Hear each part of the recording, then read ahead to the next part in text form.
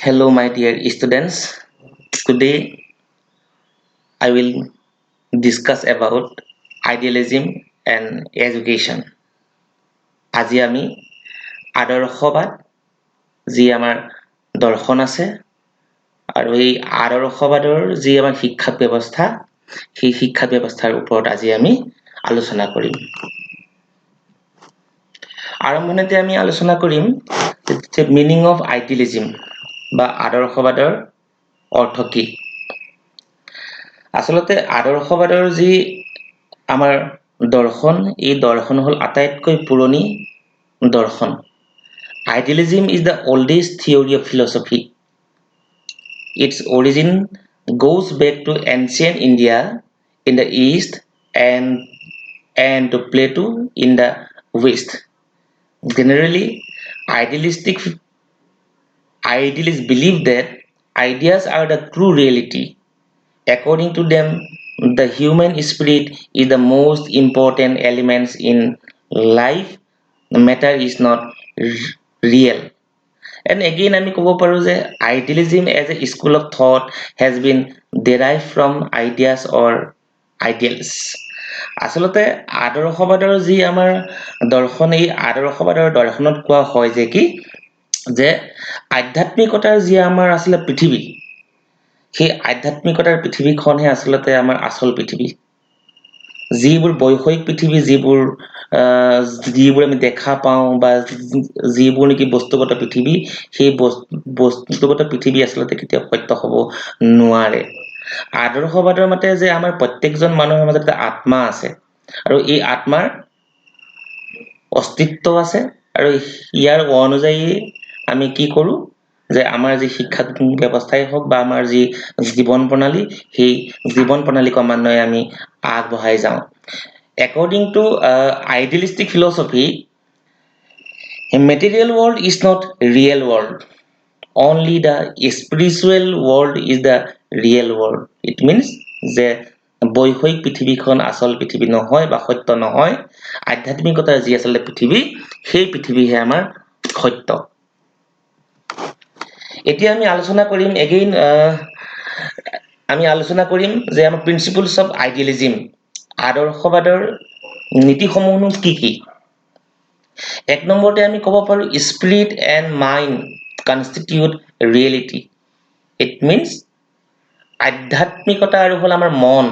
সেয়াহে হ'ল আমাৰ সত্য। যে কিয়নো বস্তুগত পৃথিৱী কেতিয়াও সত্য হ'ব নোৱাৰে। এগেইন আমি ক'ব পাৰোঁ the man being spiritual is a supreme creation. এজন মানুহৰ আধ্যাত্মিকতা যদি সৃষ্টি কৰি তুলিব পাৰে সেয়া হ'ল সৰ্বোত্তম বা উৎকৃষ্ট বুলি আমি ইয়াক আচলতে ক'ব পাৰোঁ।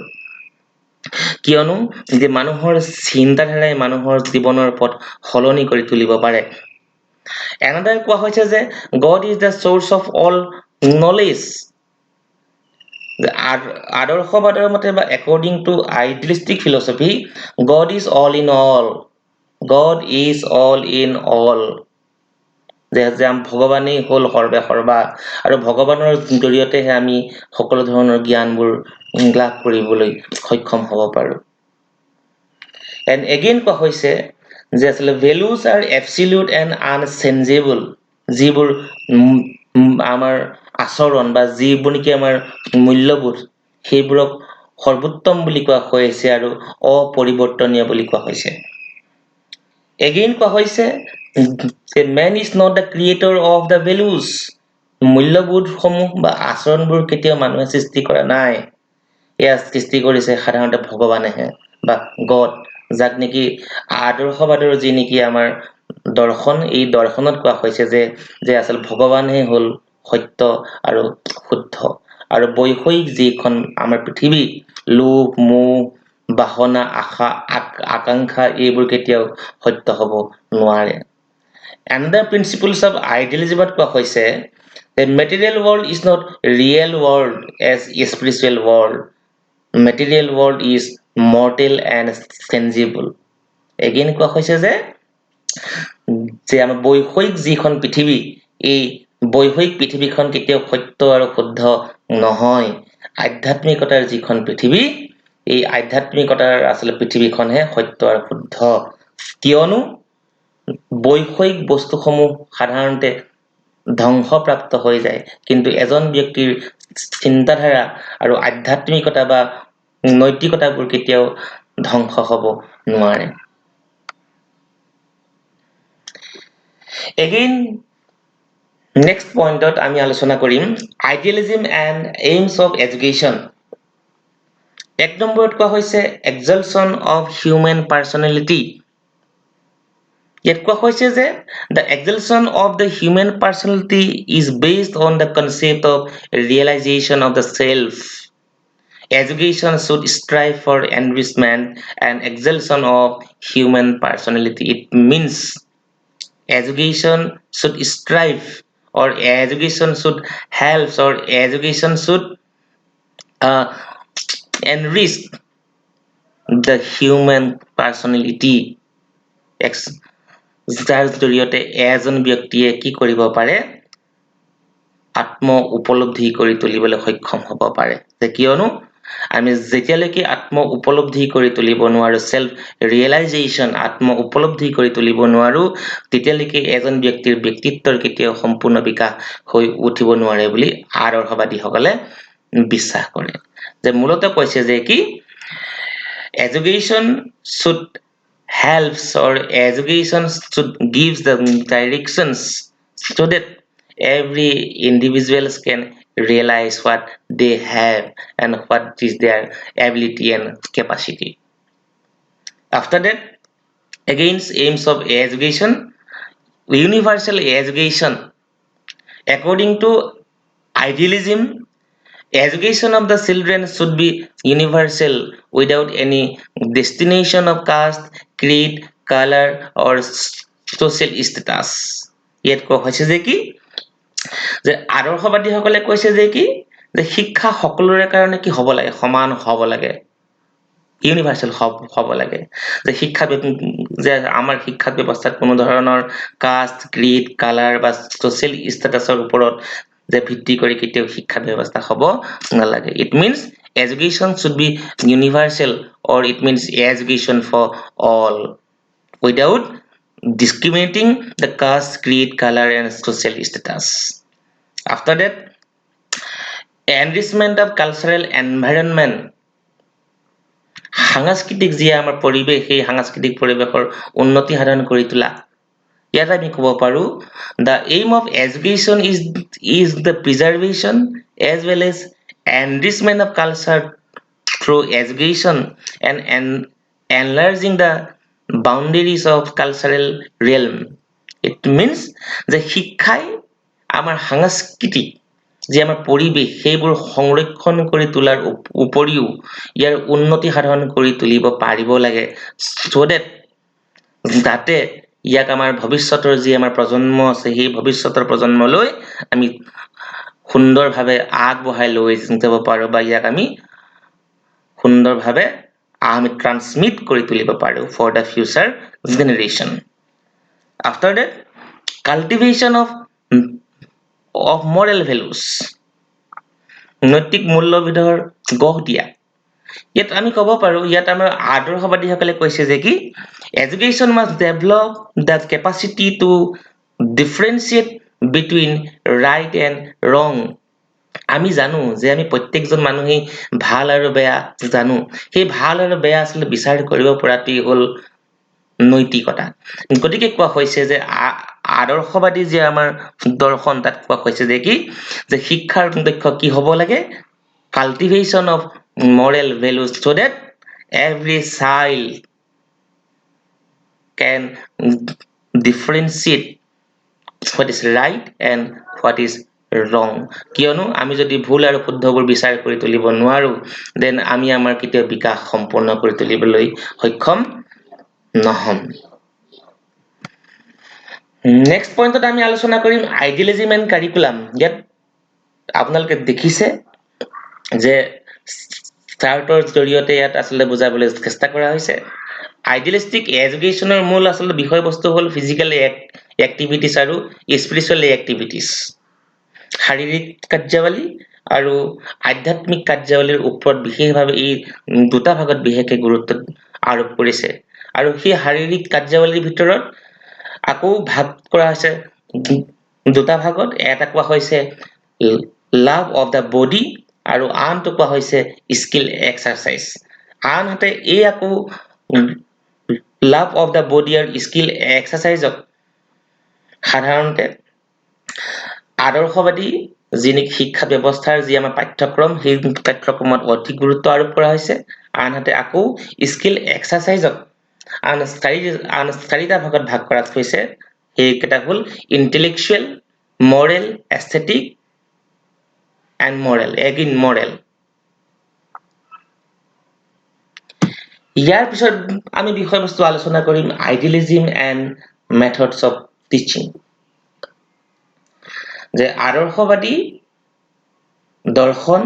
আৰু ইয়াৰ শিক্ষণীয় পদ্ধতিসমূহ কেনেধৰণৰ বুলি তেওঁলোকে উল্লেখ কৰিছিলে ইয়াত এক নম্বৰত আমি ক'ব পাৰো idealist school of thought advocates in employing traditional methods of teaching যি আমাৰ পৌৰাণিক শিক্ষা ব্যৱস্থা বা যি আমাৰ পৌৰাণিক আমাৰ শিক্ষণ পদ্ধতি সেই শিক্ষণ পদ্ধতিৰ ওপৰত অধিকভাৱে গুৰুত্ব আৰোপ কৰিছে আনহাতে কোৱা হৈছে দুই নম্বৰত self activities are advocated for the learner আত্মকাৰ্যাৱলী যাক নেকি কওঁ আমি আত্মকাৰ্যাৱলী again কোৱা হৈছে যে instruction should be given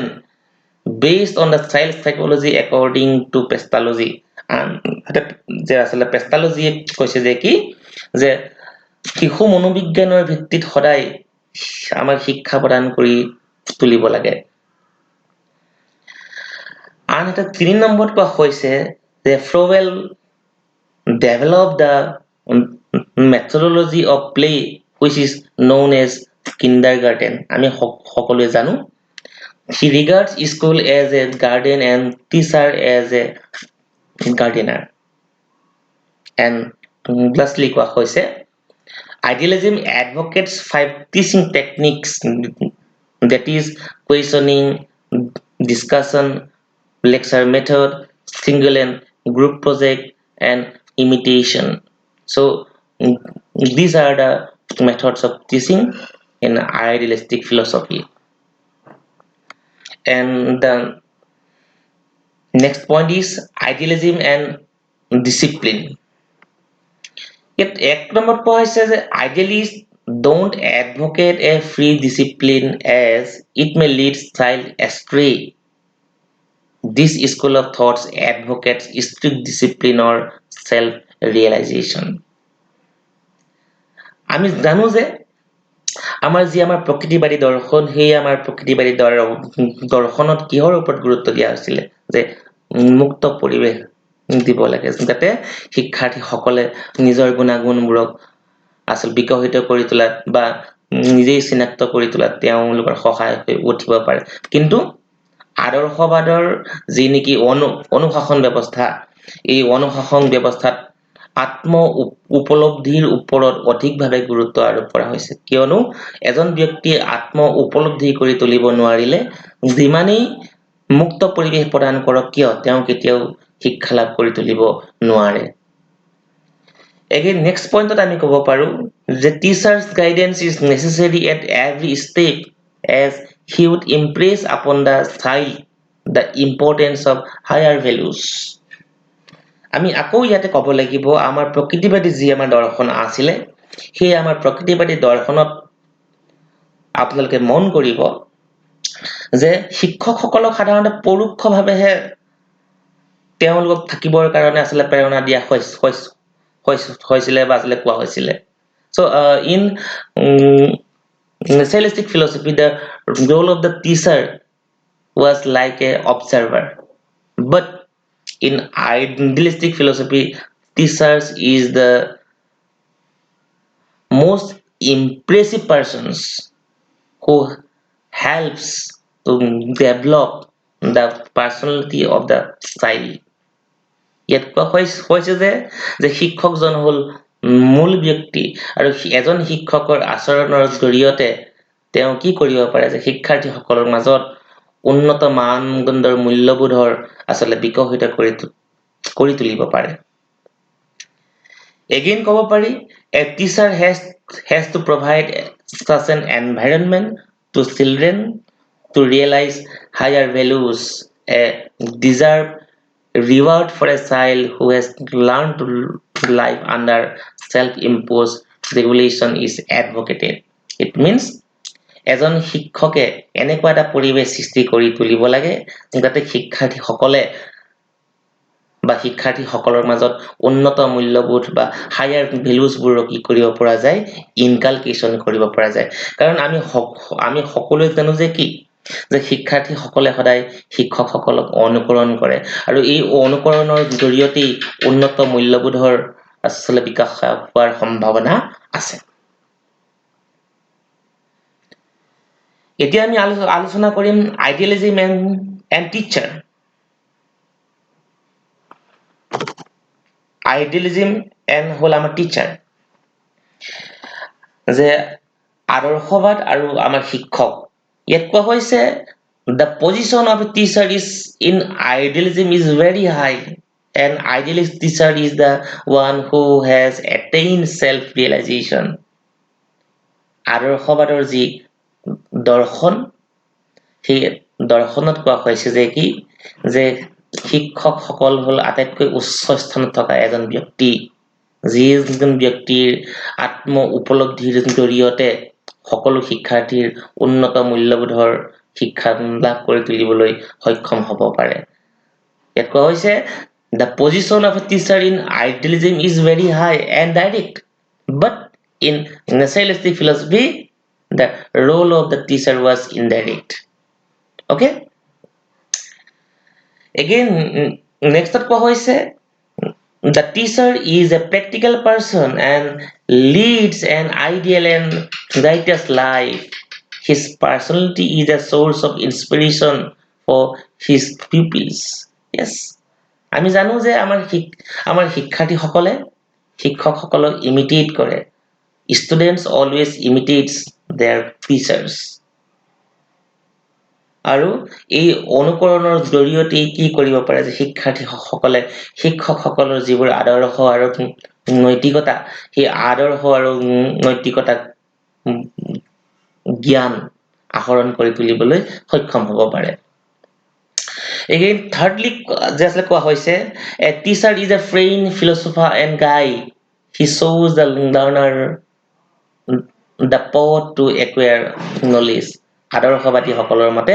এজন শিক্ষক হ'ল এজন বন্ধু এজন দাৰ্শনিক আৰু এজন নিৰ্দেশক যাৰ জৰিয়তে এজন শিক্ষকে শিক্ষাৰ্থীসকলক উপযুক্ত পথৰ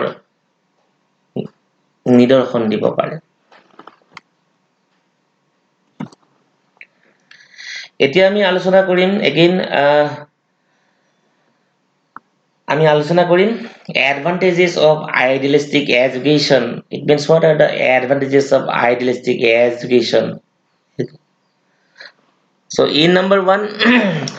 idealism gives importance to the development of mind spirit and soul and the aim of education is perfection of the individual আদৰ্শবাদৰ যি শিক্ষা ব্যৱস্থা সেই শিক্ষা ব্যৱস্থাত এটা শিশুৰ মন আৰু আত্মাৰ বিকাশৰ ওপৰত অত্যন্ত গুৰুত্ব আৰোপ কৰা হৈছে নাম্বাৰ 2 কোৱা হৈছে according to idealist knowledge of the ultimate truth is the real knowledge which is divine and leads to the freedom of mind ইয়াত কোৱা হৈছে যে কি সৰ্বোত্তম যি সত্য সেই সত্যটোৱেই হ'ল সঁচা জ্ঞান বা সত্য জ্ঞান আৰু যিয়ে নেকি এজন ব্যক্তিৰ মনটোক সাধাৰণতে আচলতে মুক্ত কৰি তোলে সাধাৰণতে আমি ভগৱান বিশ্বাস কৰোঁ আমি মন্দিৰো যাওঁ হয়নে নহয় আমি ভগৱানক যে আচলতে বিচাৰি আমি মন্দিৰ যাওঁ মছজিদ যাওঁ গীৰ্জা যাওঁ আমাৰ মনৰ শান্তিৰ কাৰণে আমি জানো যে আচলতে মৃত্যু এদিন আহিবই সেয়া হ'ল আমাৰ আল্টিমেট ট্ৰুথ সেই সত্য জানিও আমি কেতিয়াবা কি কৰোঁ আমি নকৰিবলগীয়া কামবোৰ আমি কৰোঁ আৰু সেই কাৰণে আইডিয়ালিষ্টিক এডুকেশ্যন কোৱা হৈছে যে কি যে সেলফ ৰিয়েলাইজেশ্যন আত্ম উপলব্ধি আমাৰ জীৱনৰ মূল্য কি আমাৰ যদি মৃত্যু হয় আমি কেনেদৰে আচৰণ কৰাটো প্ৰয়োজন, আমি কেনেকৈ মানুহৰ লগত মিলি থকাটো প্ৰয়োজন, আৰু আমাৰ মনটো কেনেকৈ মুক্ত কৰি তুলিব লাগে বা কেনেকৈ আচলতে বহল দৃষ্টিভংগী কৰি তুলিব লাগে, ইয়াৰ ওপৰত গুৰুত্ব দিয়া হয়। And again কোৱা হৈছে, idealism lays stress on self realization. Yes, idealism lays stress on self realization. আত্ম উপলব্ধিৰ ওপৰত বিশেষকে গুৰুত্ব আৰোপ কৰিছে, যে কিয়নো এজন ব্যক্তিৰ আত্ম উপলব্ধিৰ অবিহনে কেতিয়াও তেওঁ জীৱন ধাৰণৰ যি আমাৰ প্ৰণালী বা জীৱন ধাৰণৰ যি আমাৰ আচলতে প্ৰক্ৰিয়া, সেয়া কেতিয়াও সত্য আৰু শুদ্ধ হৈ উঠিব নোৱাৰে, যদিহে আত্ম উপলব্ধি কৰি তুলিব নোৱাৰে। আৰু এই আত্ম উপলব্ধিৰ কাৰণে এজন ব্যক্তিক আচলতে প্ৰকৃত শিক্ষাৰ প্ৰয়োজন। Again, idealism emphasizes complete development of human personality. আদৰ্শবাদে সম্পূৰ্ণ এজন ব্যক্তিৰ সম্পূৰ্ণ ব্যক্তিত্বৰ ওপৰত বিশেষকে গুৰুত্ব আৰোপ কৰিছে। ইয়াত কৈছে যে কি আত্ম উপলব্ধিৰ জৰিয়তে এজন ব্যক্তিৰ সৰ্বোত্তম বিকাশ হৈ উঠাৰ সম্ভাৱনা আছে, যে কিয়নো বৈষয়িক বা বস্তুবাদী পৃথিৱীয়ে বা টকা পইচাই মানুহক কেতিয়াও শান্তি দিব নোৱাৰে, যদিহে তেওঁৰ মনৰ শান্তি কেতিয়াও আচলতে বিচাৰি পাব নোৱাৰে। আৰু এজন ব্যক্তিৰ আচৰণৰ সম্পূৰ্ণ বিকাশ সাধন হবলৈ হলে আত্ম উপলব্ধিৰ নিতান্তই প্ৰয়োজন। Again, idealism holds that every human being must receive a chance to be educated, and the goal of idealist in universal education. ইয়াত কোৱা হৈছে যে জীৱনত প্ৰত্যেকজন মানুহেই শিক্ষা লাভ কৰাৰ এক সুবিধা পায় বা এক সুবিধা লাভ কৰে, আৰু সেইবাবে কোৱা হৈছে যে কি and the goal of idealist in universal education, আৰু সেইবাবে শিক্ষা ব্যৱস্থা কি হ'ব লাগে, সাৰ্বজনীন হ'ব লাগে, without discriminating caste, creed, religion, social status, etc. And after that, education according to idealist pattern is ideal centered. Hence, it gives an important position to the teachers in the educative process. আদৰ্শবাদী যি শিক্ষা ব্যৱস্থা, সেই শিক্ষা ব্যৱস্থাত শিক্ষকসকলক আটাইতকৈ উচ্চ স্থান দিয়া দেখা যায়, আৰু সেই শিক্ষকসকলৰ জৰিয়তে বা শিক্ষকৰ প্ৰত্যক্ষ আচলতে প্ৰভাৱতহে শিক্ষাৰ্থীসকলৰ আচৰণবোৰৰ সম্পূৰ্ণ বিকাশ হৈ উঠাৰ বা আচৰণসমূহৰ সংশোধন হৈ উঠাৰ উপৰিও উচ্চ পৰ্যায়ৰ মূল্যবোধৰ জ্ঞানসমূহ লাভ কৰি তুলিবৰ কাৰণে সক্ষম হৈ উঠে। And lastly, idealistic philosophy provides clear guidance for the aims of education, curriculum, teachers' roles, and methods of teaching. আদৰ্শবাদী যি আমাৰ দৰ্শন আছে, এই দৰ্শনত সুনিৰ্দিষ্টকৈ শিক্ষকসকলৰ ভূমিকা কেনে হ'ব লাগে বা শিক্ষণীয় পদ্ধতি কেনে হ'ব লাগে, it means what should be the methods of teaching, what should be the role of teachers, and what should be the role of curriculum to educate the child, আৰু সেই সম্পৰ্কে সুনিৰ্দিষ্ট নিৰ্দেশনা প্ৰদান কৰা হৈছে, আৰু এইবোৰ হ'ল ইয়াৰ advantages of idealistic education. And then next point is disadvantages of idealistic education. ইয়াত এক নম্বৰত কোৱা হৈছে যে idealism is considered as an outdated philosophy in today's scientific world. Giving importance to spiritual universe is not considered to be in consonance with the scientific research. ইয়াত সমালোচনাত কোৱা হৈছে যে কি যে আদৰ্শবাদী যি দৰ্শন সি ইয়াক আউটডেটেড ফিলচফি বুলি কোৱা হৈছে, আৰু বৰ্তমানৰ যি বিজ্ঞানসন্মত পৃথিৱী, এই বিজ্ঞানসন্মত পৃথিৱীত আধ্যাত্মিকতাৰ কোনো স্থান নাই বুলি কোৱা হৈছে, যে কিয়নো কেৱল আধ্যাত্মিকতাই এজন ব্যক্তিক উন্নতি সাধন কৰি তুলিব নোৱাৰে। Again, 2 নম্বৰত আমি ক'ব পাৰো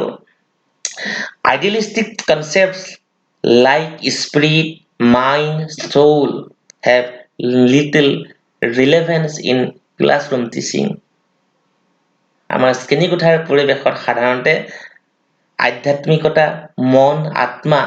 এইবোৰৰ গুৰুত্ব খুব কম দেখা যায় কিয়নো বৰ্তমানৰ সময় হ'ল বিজ্ঞানৰ যুগ আৰু এই বিজ্ঞানৰ যুগত আত্মা, মন আৰু আত্মাৰ জৰিয়তে আমি কেতিয়াও প্ৰকৃত শিক্ষা লাভ কৰি তুলিব নোৱাৰো। Again, in number third, it does not contribute much to the field of methods of teaching. আদৰ্শবাদীৰ যি শিক্ষণীয় যি আমাৰ পদ্ধতি, এই শিক্ষণীয় পদ্ধতিত কোনো ধৰণৰ বিশেষ অৱদান আমি দেখিবলৈ যে আমাৰ কোনো ধৰণৰ বিশেষ অৱদান আমি দেখিবলৈ নাপাওঁ। And next point হ'ল আমাৰ too much importance has been given to the teachers in the educative process, which may lead to over dependence of the child on teacher. ইয়াত কৈছে যে আদৰ্শবাদী যি শিক্ষা ব্যৱস্থা, সেই আদৰ্শবাদী শিক্ষা ব্যৱস্থাত শিক্ষকসকলৰ ভূমিকা অত্যন্ত গুৰুত্ব আৰোপ কৰা হৈছে। কিন্তু আমি যদি এফালে চাবলৈ যাওঁ যে অত্যন্তই বা অতিকৈ বা অতি বেছি শিক্ষকসকলৰ ওপৰত নিৰ্ভৰশীলতাই শিক্ষকসকলক ছাত্ৰ-ছাত্ৰীসকলৰ যি নেকি শৈক্ষিক সামৰ্থ্য, যি নেকি এবিলিটি, কেপাচিটি সেইবোৰক বিকশিত কৰি তোলাত কেতিয়াবা আসলে বাধাৰ সৃষ্টি কৰি তুলিব পাৰে। And again কোৱা হৈছে it gives over emphasis on humanities and underrates the study of science and technology. সাধাৰণতে আদৰ্শবাদীৰ যি আমাৰ পাঠ্যক্ৰম, সেই পাঠ্যক্ৰমত কি কৰাত হৈছে কেৱল মানৱীয় দৃষ্টিভংগীমূলক যিবোৰ নেকি বিষয়, সেই আসলে বিষয়বস্তুৰ ওপৰতহে বিশেষকৈ গুৰুত্ব আৰোপ কৰাত হৈছে। আনহাতে বিজ্ঞানসন্মত যিবোৰ বিষয়, সেই বিজ্ঞানসন্মত বিষয়বোৰৰ ওপৰত বৰ বেছি গুৰুত্ব আৰোপ কৰা হোৱা নাই। And lastly, idealistic scheme of education by and large pays less attention to physical, industrial, social and electronic environment of today. সাধাৰণতে ইয়াক আমি ক'ব পাৰো যে